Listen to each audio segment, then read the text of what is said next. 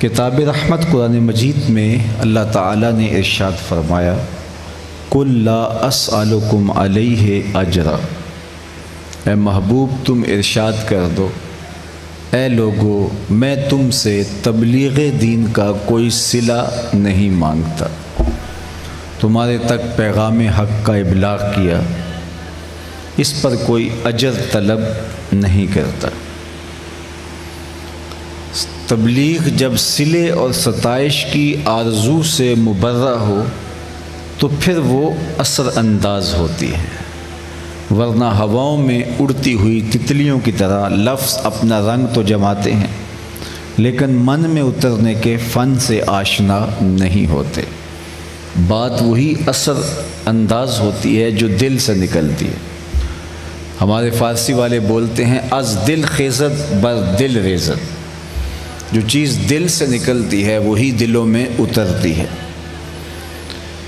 اور جن لوگوں نے بھی دین کا کام کیا ہے ان کی مسائی بے لوث رہی تو ان کا کام اثر انداز ہوا، ورنہ بہت سارے لوگ ہیں جنہوں نے بہت محنتیں بھی کی ہیں، وقتی طور پہ انہیں اٹھان بھی ملی، لیکن بعد میں ان کا کام اسی طرح بیٹھ گیا جس طرح اٹھا تھا۔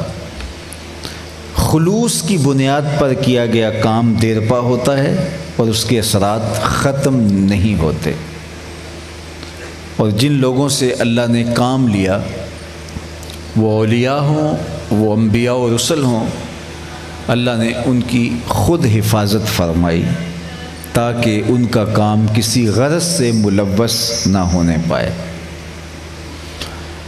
میرے اور آپ کے سامنے حضرت موسیٰ علیہ السلام کی مثال موجود ہے۔ جب آپ کی ولادت کا وقت قریب آیا تو فرعون کو نجومیوں نے بتایا کہ تیری راجدانی میں ایک بچہ پیدا ہونے والا ہے جو تیرے تخت و تاج کو الٹ کے رکھ دے گا۔ تکبر اور رعونت سے بھرا ہوا فرعون بولا میں وہ بچہ پیدا ہی نہیں ہونے دوں گا، اور بچے قتل کروانے شروع کر دیے۔ پھر لوگوں نے کہا اس طرح تو نسل مفقود ہو جائے گی، تو 1 سال بچے قتل کرواتا، 1 سال بچے چھوڑ دیتا۔ 70,000 بچے قتل کروائے فرعون نے، 90,000 حمل گروائے۔ اللہ کا کرنا جس سال بچے قتل کرواتا تھا اس سال حضرت موسیٰ کی ولادت ہوئی، اور جس سال بچے چھوڑتا تھا اس سال حضرت ہارون پیدا ہوئے۔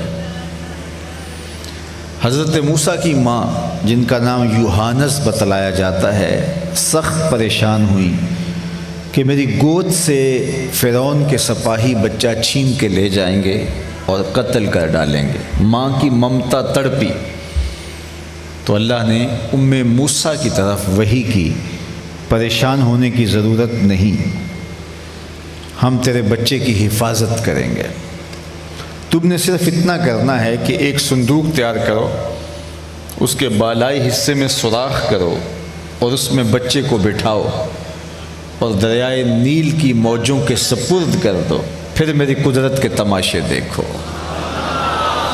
موسیٰ سلام اللہ علیہ نے ایک صندوق تیار کیا، اس کے اوپر والے حصے پر سوراخ رکھے تاکہ ہوا کی گزرگاہ رہے، اور اس میں حضرت موسیٰ علیہ السلام کو بٹھایا اور دریائے نیل کی موجوں کے سپرد کر دیا۔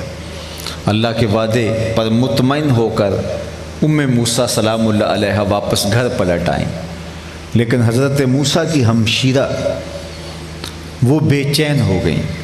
جب صندوق سطح آب پہ تیر رہا تھا تو بہن بھی کنارے کنارے ساتھ چلتی چلی جاتی تھی، اور اگر صندوق ڈوبنے لگتا تو بہن کا دل بھی ڈوب جاتا، اور جب وہ تیر کے سطح آب پہ آتا تو دکھوں کی ماری بہن کے کلیجے کو قرار ملتا۔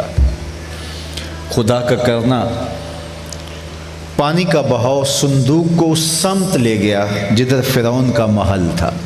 یہ شام کے لمحے تھے اور فرعون اپنی بیوی کے ساتھ گزرتے ہوئے پانی کے منظر سے لطف اندوز ہو رہا تھا کہ اس نے دیکھا کہ پانی کے دوش پر ایک صندوق تیرتا آ رہا ہے۔ تجسس اور شوق کی چنگاریاں روشن ہوئیں۔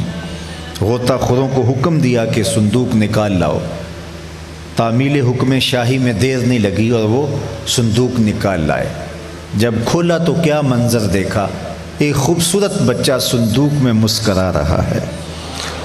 برجستہ زوجہ فرعون بولی، یہ بچہ میری آنکھوں کی ٹھنڈک ہے اور اس کو ہم اپنا بیٹا بنا لیتے ہیں۔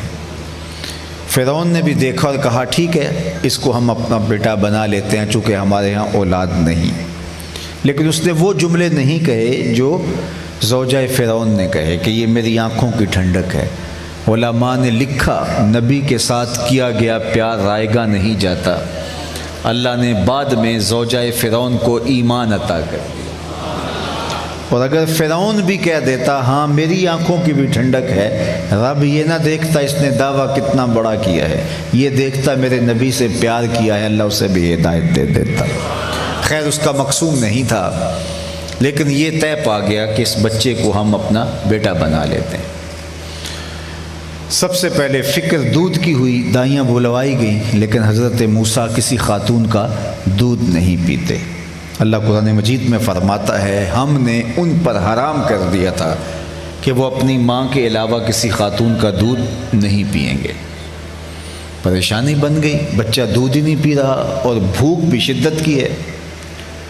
اتنے میں حضرت موسیٰ علیہ السلام کی ہمشیرہ کنارے کنارے چلتے موقع پہ آ پہنچی اور اس پریشانی میں انہیں مبتلا دیکھا اور فرمانے لگی ایک دائی میری نظر میں بھی ہے جس کا دودھ بچے رغبت سے پی لیتے ہیں، کہو تو بلا لاؤں۔ انہوں نے کہا دیر کاہے کی، گئیں اور اپنی ہی ماں کو بلا لائیں۔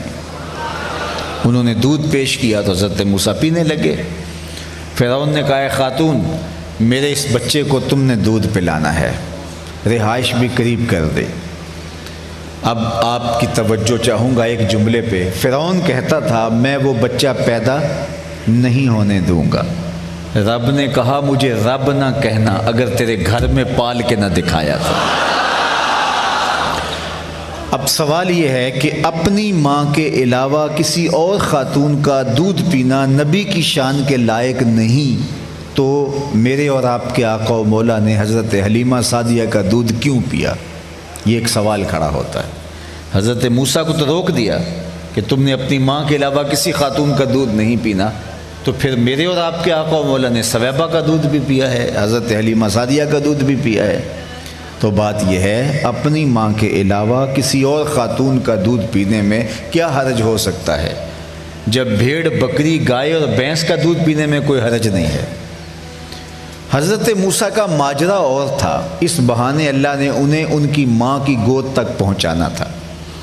اور دوسری بات، کل فرعون کے دربار میں کھڑے ہو کے حضرت موسیٰ نے جب اللہ کی توحید کا اعلان کرنا تھا تو فرعون نے زیر لب مسکرا کے کہنا تھا میرے گھر پلتا رہا، آج مجھے عقل سکھانے آ گیا۔ تو اللہ نے جواب پہلے سے سکھا دیا کہ جب وہ یہ تانا دے اللہ کا نبی منہ توڑ جواب دے سکے میاں پلا تیرے گھر میں ہوں، دودھ اپنی ماں کا ہی پیتا رہا۔ تو اپنے گھر سے کھا کے جب تبلیغ کی جائے تو اس کا اپنا